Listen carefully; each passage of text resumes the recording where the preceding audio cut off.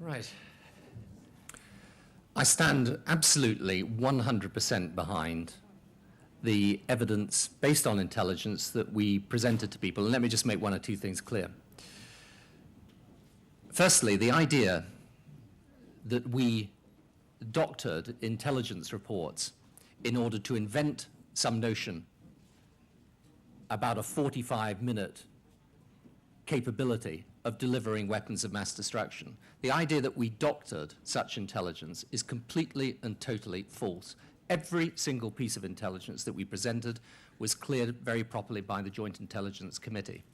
Secondly, the idea is apparently Clare Short is saying that I made some secret agreement with George Bush back last September that we would invade Iraq in any event at a particular time is also completely and totally untrue.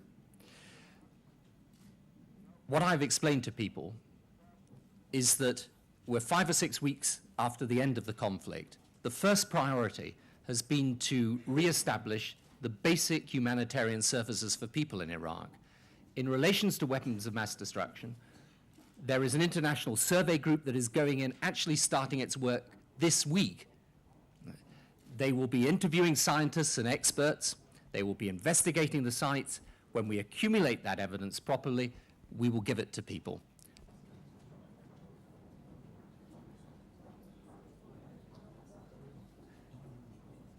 In relation to global health, and in particular the fight against HIV/AIDS, there is a willingness on the part of Europe to match the commitment given by the United States in order significantly to increase the amount of funding we are going to put into the Global Health Fund and also into the fight against HIV/AIDS, which is the present scourge of the African continent.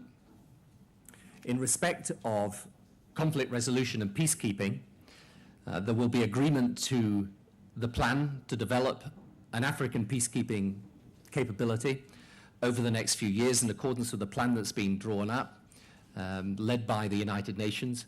That is a very important step forward. It means that in the future, when there are issues such as the Congo that arise, or Sierra Leone, there will actually be an indigenous capacity in order to resolve these conflicts in order to keep the peace.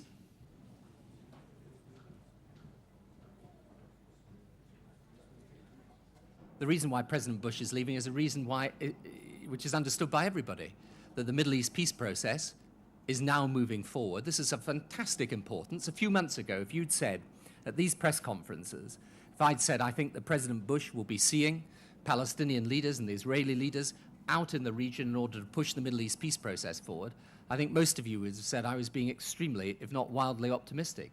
It's happening. And he goes there with the full support of the G8 members.